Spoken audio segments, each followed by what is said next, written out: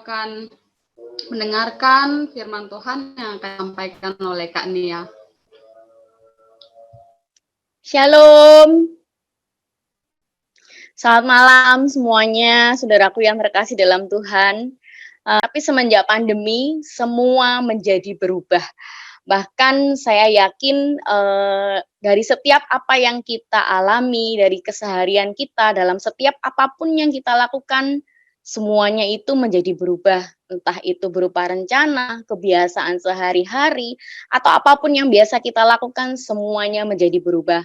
Tapi percayalah saudara, kita ini manusia diciptakan oleh Tuhan. Saya pernah beberapa kali waktu itu saya sempat baca dalam sebuah literatur itu, dia mengatakan bahwa seorang ahli biologi namanya Pranas Lamarck, dia mengatakan bahwa manusia adalah memiliki tingkat adaptasi yang sangat-sangat tinggi. Jadi di dalam kondisi apapun, percayalah saudara, tidak, ini padahal manusia yang berbicara, apalagi Tuhan, ya kan? Dia mengatakan bahwa manusia itu sangat memiliki tingkat adaptasi yang sungguh luar biasa. Jadi dimanapun keberadaannya, pasti dia bisa menyesuaikan dirinya. Misalkan dia berpergian, entah dia di keluar kota atau kemanapun atau keluar negeri, pasti ada sesuatu yang berbeda yang dia temuin. Baik hal dalam makanan, kemudian mungkin juga susah tidur, atau mungkin susah untuk ke toilet, tapi dengan beriringnya waktu, pasti kalau dia berada di situ dengan minimal dia 2 atau 3 hari, mau tidak mau pasti dia bisa menyesuaikan. Itu sebabnya kenapa manusia itu sangat memiliki tingkat adaptasi yang sangat-sangat tinggi. Dan saya mau info saudara, percayalah bahwa setiap perubahan yang ada di dunia ini, tidak hanya kita sendiri yang merasakan, semua orang merasakan, semua yang ada di dunia ini merasakan, dan setiap aturan yang dikeluarkan oleh pemerintah, taatilah, karena itu semua adalah yang terbaik bagi diri kita. Pada malam hari ini saya akan sedikit memberikan renungan. Seperti biasa, pendeta tuh paling pinter kalau pilihkan renungan yang selalu tidak jauh dari kehidupan pribadi saya. Kali ini saya akan memberikan renungan, judulnya Hidup di Dalam Kesetiaan. Setia itu berasal dari kata-kata setia atau kesetiaan. Kalau saya buka dalam Kamus Bahasa Besar Indonesia, artinya itu adalah berpegang teguh, patuh, dan dia menepati janji. Dan terus terang, setelah saya membaca bahan dari pendeta, saya baru tahu kalau ternyata, saya nggak tahu untuk saudara-saudara yang lainnya, saya baru tahu kalau ternyata di dalam Alkitab, itu di dalam perjanjian lama saja, kata-kata kasih itu ada 167 kali. Kemudian kesetiaan itu ada 52 kali. Dan di dalam Mazmur itu kata-kata setia itu ada 110 kali, kesetiaan ada 28 kali. Terus terang baru kali ini saya tahu. Dari sini saudara saya bisa menyimpulkan dan saya bisa bayangkan, dan saya yakin saudara pasti juga akan sangat memahami bahwa arti kata setia dan kesetiaan itu tidak akan pernah lepas dan sangat-sangat berhubungan dengan yang namanya kasih. Oleh itu kadang sering disebut namanya kasih setia. Karena dalam bahasa Ibrani sendiri, kasih itu dari kata-kata keset. Kalau dalam bahasa Indonesia itu artinya kasih setia. Jadi itu sebabnya kata-kata kesetiaan itu tidak pernah lepas dari kata-kata kasih setia. Saya punya sebuah contoh saudara, dan saya yakin tidak hanya saya pribadi yang merasakan, baik pendeta maupun anak muda ataupun ibu-ibu atau mungkin lansia, pasti pernah merasakan yang bakalan saya sebut ini. Namanya pasti pacaran, ya kan? Saya yakinlah semua orang pasti pernah merasakan yang namanya pacaran. Kalau pacaran itu, saya kasih contoh yang paling sepele, pasti selalu ada kata-kata, "Aku sayang kamu." Pasti kan seperti itu. Dengan kata-kata "aku sayang kamu" mungkin kalau untuk zaman sekarang, aduh kayaknya nggak cukup ya kalau aku cuman sayang kamu.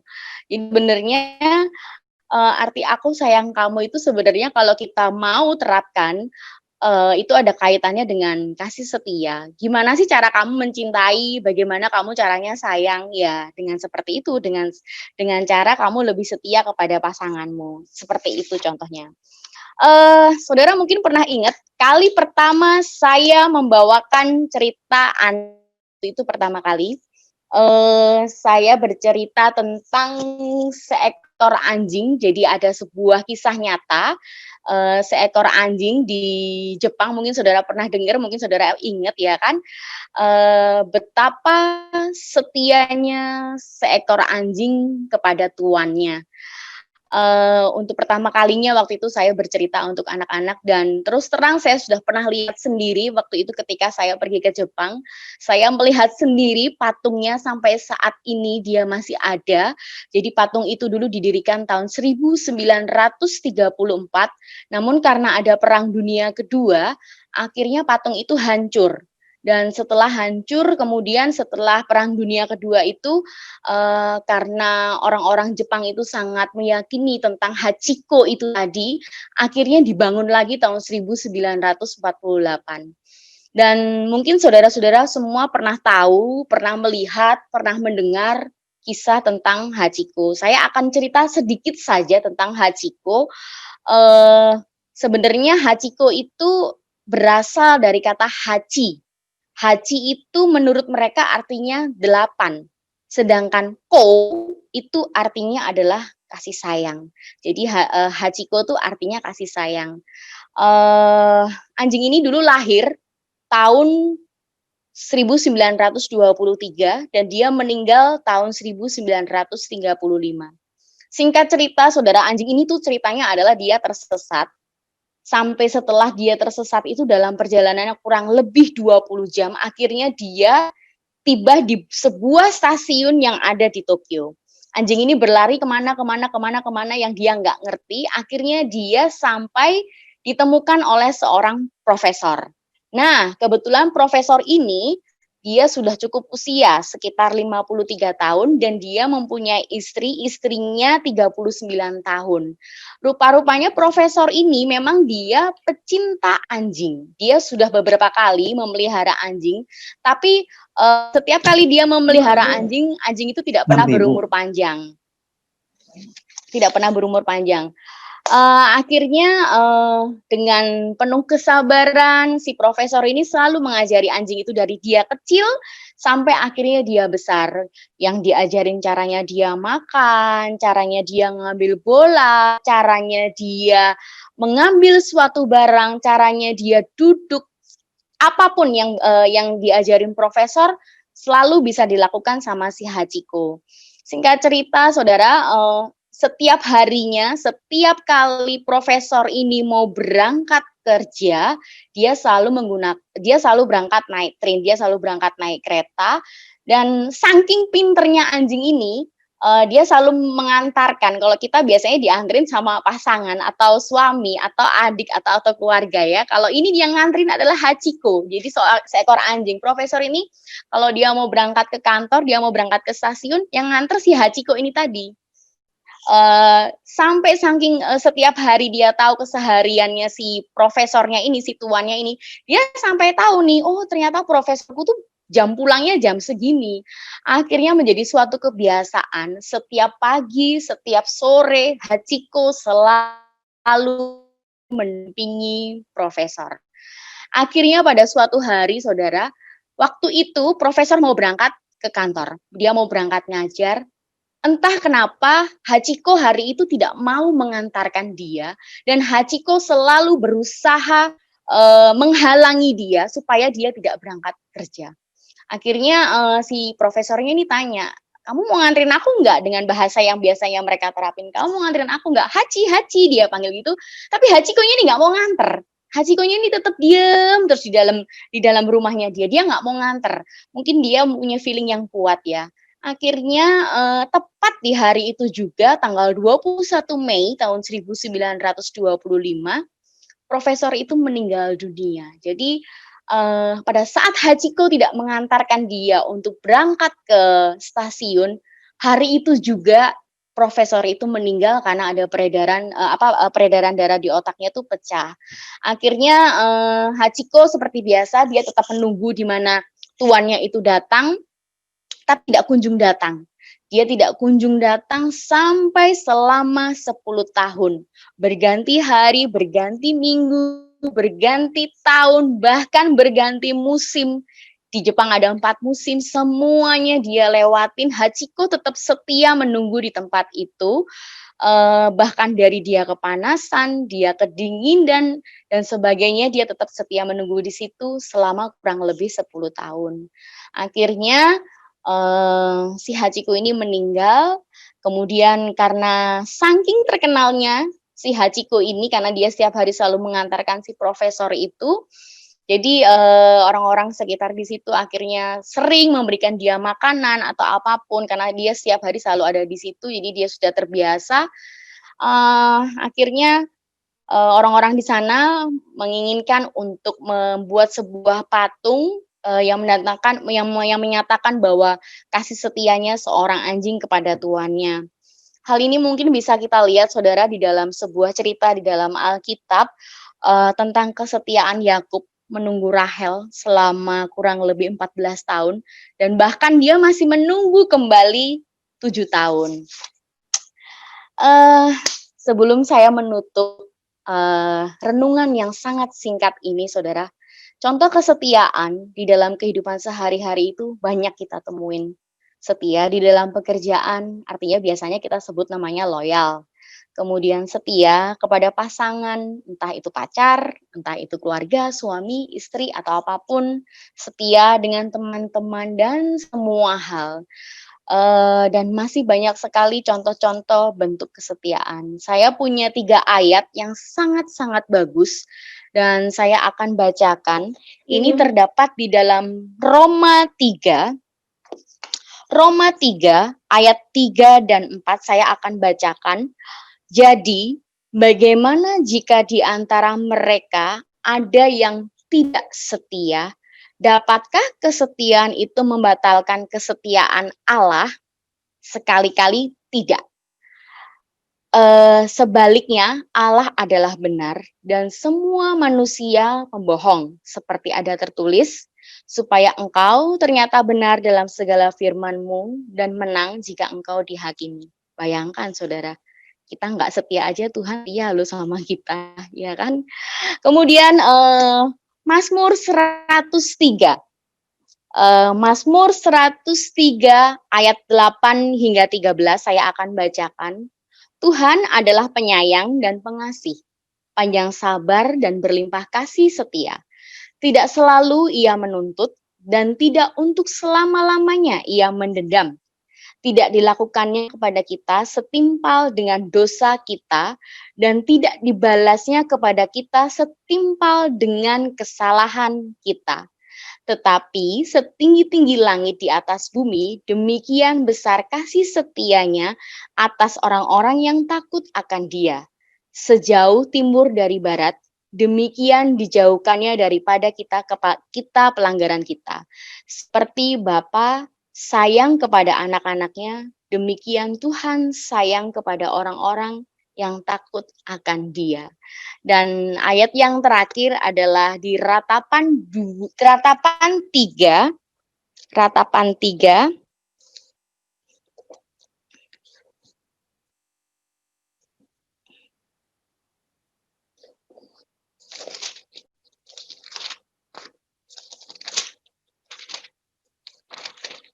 Di dalam Ratapan 3 ayat 22 dan 23. Tak berkesudahan kasih setia Tuhan, tak habis-habisnya rahmat-Nya. Selalu baru tiap pagi, besar kesetiaan-Mu. 3 ayat ini sangat-sangat bagus, sangat-sangat menarik, dan mungkin kita sebenarnya itu mungkin susah untuk diterapkan, tapi percayalah saudara, sebuah anjing aja dia begitu setianya sampai dia menutup matanya untuk menunggu tuannya. Kita pasti nggak mau dong disamain dengan seekor binatang, karena kita pasti punya kelebihan yang lebih Karena Tuhan ciptakan kita tuh lebih sempurna dari apapun. Mungkin cerita Hachiko ini bisa membuat kita berkaca tidak hanya saya pribadi, tapi kita semua. Seberapa setiakah kehidupan kita yang sudah kita jalani selama ini kepada Tuhan. Karena Allah setia kepada kita, maka demikianlah juga kita juga harus setia kepadanya. Menuruti segala perintahnya, setia dan setiap apa yang menjadikan Tuhan inginkan, dan setia dalam melakukan kebaikan. Dan percayalah saudara kepada Tuhan, dengan kita melakukan semua itu dengan penuh kesetiaan, dengan penuh keikhlasan, dan sebagaimana tugas utama kita diciptakan sama Tuhan untuk pertama kali kita hidup itu ya untuk melayani Tuhan gitu kan. Dan kita bisa melakukan itu semua hingga menanti kedatangan Tuhan yang kedua kalinya. Tuhan Yesus memberkati kita semua. Amin.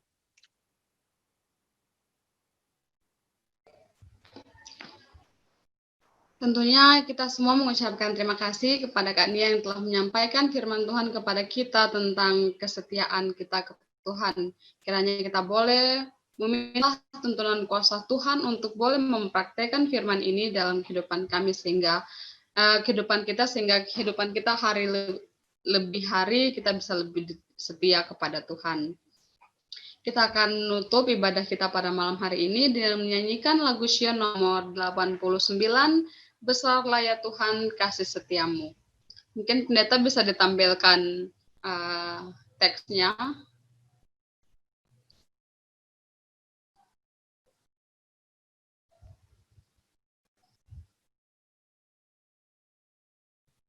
Iya. Besarlah ya Tuhan. Kita nyanyikan 3 ayat. 1, 2, 3. Besarlah ya Tuhan kasih setiamu, tiada yang menudungimu, kasih-Mu kekal tak pernah berubah, tak berkesudahan selamanya. Besarlah ya Tuhan kasih setiamu, setiap pagi rahmat-Mu baru, Kau penuhi segala keperluanku. Besar setiamu kepadaku. Musim dan waktu pun silih berganti, bulan, bintang, serta matahari, semesta alam serempak jadi saksi, besar kasih setiamu yang suci. Besarlah ya Tuhan kasih setiamu, setiap pagi rahmat-Mu baru, Kau penuhi segala keperluanku. Besar setiamu kepadaku. Mari kita bersatu di dalam doa. Tuhan Yesus, Allah Bapa kami yang berada kerajaan surga yang mulia, tak henti-hentinya ya Tuhan, kami mengucap syukur karena begitu besar cinta kasih Tuhan yang boleh kami rasakan di setiap hari bahkan hingga pada malam hari ini. Memang sedikit Tuhan, kami berkumpul di tempat yang berbeda semuanya, tapi kami penuh dengan keyakinan dan kepercayaan bahwa tiba saatnya nanti Tuhan kami boleh memuji dan memuliakan nama-Mu ya Tuhan di setiap saatnya seperti sedia kala.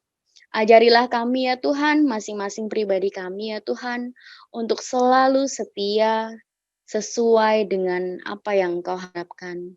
Tuntunlah kami ya Tuhan melalui Roh Kudus-Mu untuk membisikkan hati kami, membisikkan di setiap apapun yang kami lakukan ya Tuhan, supaya kehidupan kami ya Tuhan tidak pernah lepas dari kehidupan-Mu.